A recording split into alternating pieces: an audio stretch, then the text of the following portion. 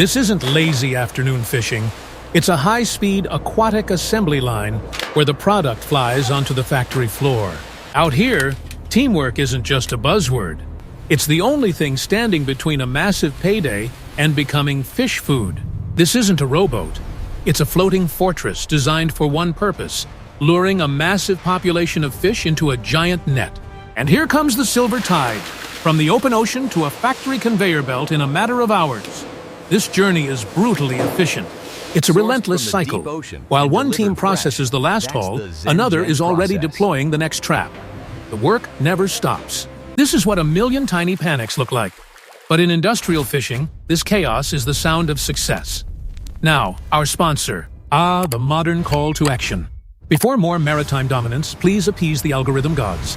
It's the 21st century circle of life. The sea is a majestic, unforgiving force. This vessel is a testament to human ingenuity that simply has quotas to meet.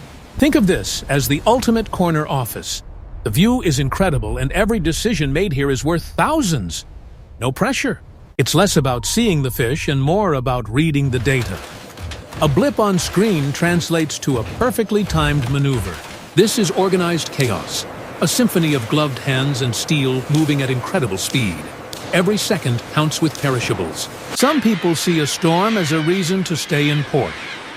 For these folks, it's just another day at the office. This is trawl fishing. A giant cone-shaped net is dragged along the ocean floor. It's not delicate, but it's effective.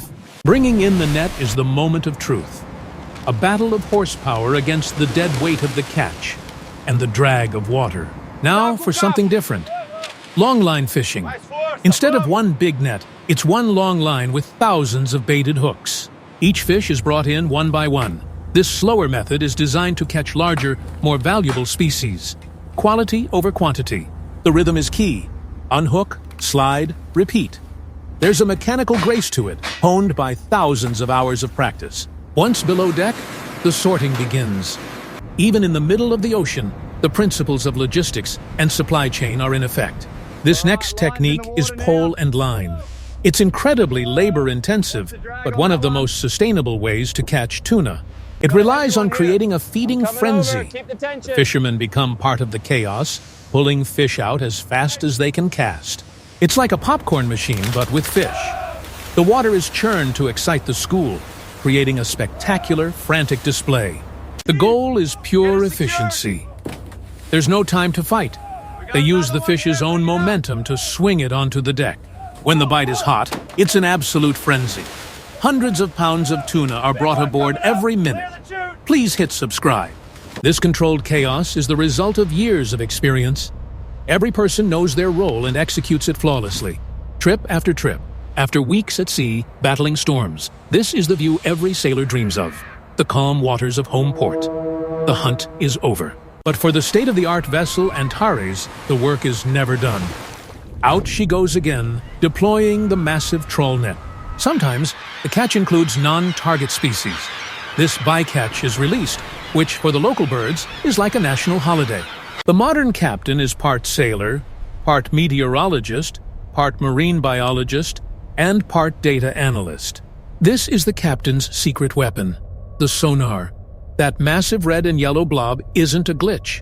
It's the mortgage payment. Even with all the technology, fishing is still hard, physical labor. Nets need mending and lines need sorting. The sea is demanding. The scale is hard to comprehend. That net could swallow a school bus, and it's wrangled by just a handful of individuals. This massive winch is the operation's muscle, hauling in tons against the ocean's resistance. It's a testament to raw mechanical power. The crew watches every move. A snagged line or a mechanical failure out here isn't just an inconvenience. It's dangerous and costly. Retrieving the net is a carefully orchestrated ballet of men and machines. Every piece of equipment, every person, has a specific role. Of course, you never know what else you'll pull up from the deep. The ocean floor is full of surprises, not all of them valuable. Once the catch is in, the work isn't over. The gear has to be reset and prepared to go right back into the water. These ships are more than just boats. They are floating cities with levels of specialized equipment for a single, focused purpose. This is the stern, the business end of the trawler. From here, the massive gear at the heart of the operation is deployed. These are the trawl doors, like underwater wings. They spread apart as they're pulled, forcing the mouth of the net wide open. Deep beneath the surface, these steel plates carve through the water, keeping the net perfectly positioned to intercept its targets.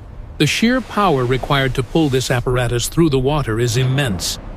The ship isn't sailing, it's plowing the ocean. This is the ear in the water, the sonar. It paints a detailed picture of the world below, turning the hunt into a science. There's a quiet beauty to it, a moment of calm before the storm of activity that erupts once the net breaks the surface. And there it is, the first sign of a successful hunt. The water boils as the net's cod end emerges, heavy with bounty. Years of experience have taught this crewman how the machinery should sound and how the lines should feel. He knows this process perfectly. The first glimpse of the payload confirms it. A good haul. Every flash of silver in the net is another small victory. It's a messy, wet, and demanding job. The deck is a constant shower of salt water and scales, a small price for the prize.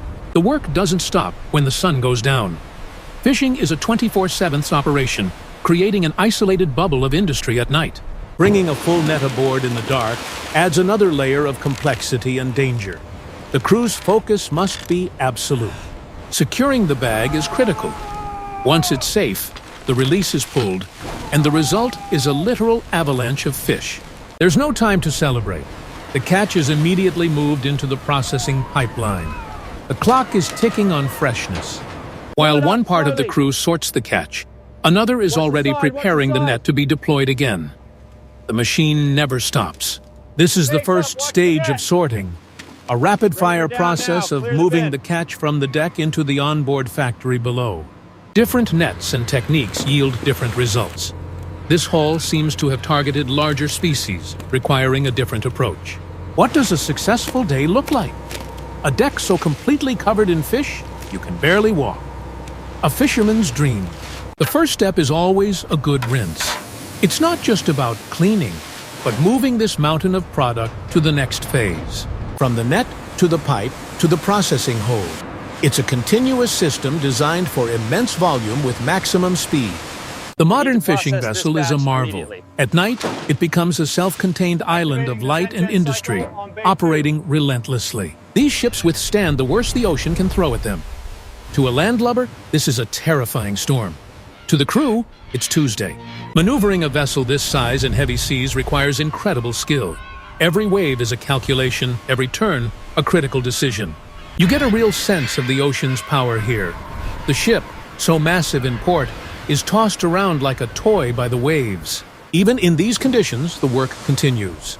Buoys are deployed, marking a long line stretching for miles into the churning sea.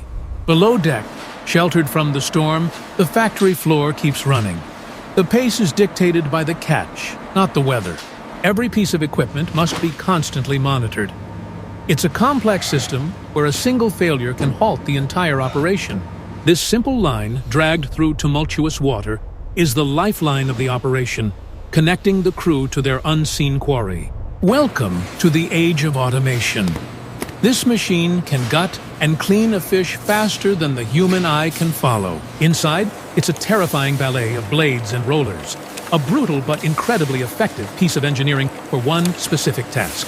Markers, flags, and buoys are all part of the intricate system of longline fishing, allowing the crew to track their gear.